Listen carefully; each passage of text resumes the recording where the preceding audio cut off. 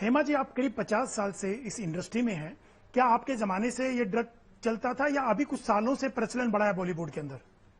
कभी हमने कभी सुना ही नहीं ड्रग के बारे में। ड्रग के विषय में कोई जानता भी नहीं है। हम लोग इतना hard working people, we are all very very hard working. दो दो तीन तीन पेज का डायलॉग दिया जाता है तो हम लोग एक सेकंड में उसको याद करके बोलते हैं। अगर आप ड्रग करते हैं तो is it possible to do all this thing? ये कर सकते हैं? अपने आप को खूबसूरत दिखाना है तो क्या ड्रग हो या इवन ड्रिंक्स करो तो कर सकते हैं।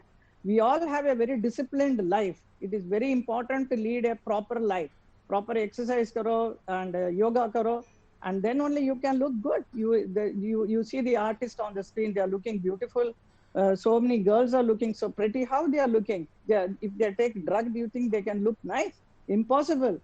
ड्रग जो टेस्ट करना चाहते हैं, जो ट्राई करना चाहते हैं, ट्राई करने के बाद उसकी आगे की जिंदगी क्या है? कुछ नहीं है, बर्बाद है ड्रग के बाद। तो दिस उसमें जाना ही नहीं चाहिए। और हमारे इंडस्ट्री में कभी ऐसा हुआ ही नहीं। जब तक हम लोग थे तो it was a very nice industry with full of respectfully सारा काम होता था। आप या म्यूजिक देखिए या कैमरा वर्क देखिए, और जब when the story is being made, you देखिए अब सब लोग मिलकर जो बनाते हैं, जो स्क्रिप्ट बनाते हैं, जो डायलॉग लिखते हैं, इतना इंटरेस्ट लेके सब लोग मिलजुल के ये काम करते हैं, इसको क्रिएट करते हैं, एक एक कैरेक्टर्स को, एक एक स्टोरी को क्रिएट करते हैं। इस मामले में आप अगर ड्रग का अगर इसमें है जगह तो वो कुछ कर ही नहीं सकते हैं। They can not do it at all, impossible.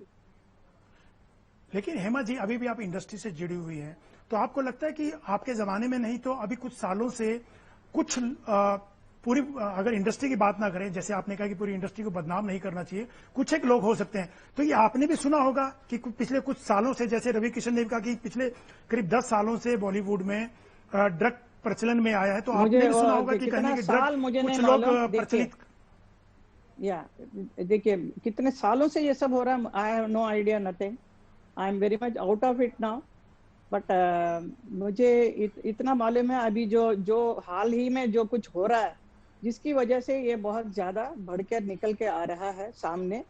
अगर ये सच है तो अगर हमारे पूरा बॉलीवुड इंडस्ट्री जो 100% के जो है, उसमें अगर 10-15% ये ड्रग्स का कुछ मामला है तो हट जाना चाहिए, निकाल देना चाहिए। ये दाग ना लगे, इस दाग को हटाना चाहिए। That's all I pray to God that our industry will survive and it is a beautiful industry, हमेशा रहेगा ऐसे।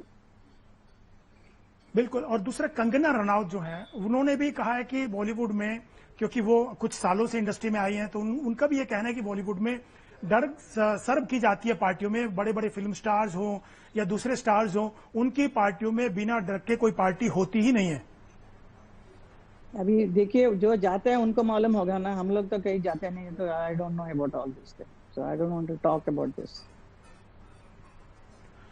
एक सवाल और है हेमा जी, जिस ढंग से रवि किशन ने ये मुद्दा उठाया संसद में, उन्होंने कहा कि देश के साथ साथ बॉलीवुड में भी ड्रग पिछले कुछ सालों से आया है, उसकी सफाई होनी चाहिए, उसको सरकार को कार्रवाई करके, ताकि जो युवा पीढ़ी है, यंग पीढ़ी है, उन पे उसका बुरा असर ना पड़े। लेकिन जया बच्चन ने उनको ही टारगेट किया। क्या रवि किशन ने जो सवाल उठाया वो क्या गलत था? और जया बच्चन ने कहा कि जिस थाली में खाते हैं उसमें से छेद करते हैं, तो ये कहां तक वाजिब है रवि किशन को टारगेट करना? नहीं, सुनिए, रवि किशन जी ने जो कहा सही कहा है कि वो कहते हैं कि वो जो युवा पीढ़ी को इफेक्ट न करे, not only for in the Bollywood, entire हमारे पूरा देश में इसको निकाल देना चाहिए। तो हमारे सरकार को इसके ऊपर बहुत ध्यान देना जरूरी है, क्योंकि it's a question of our youth of our country, it is important. अभी जया जी ने उसको क्या मतलब लिया वो I don't know what is the controversy, मुझे कुछ मालूम नहीं है इसके विषय में।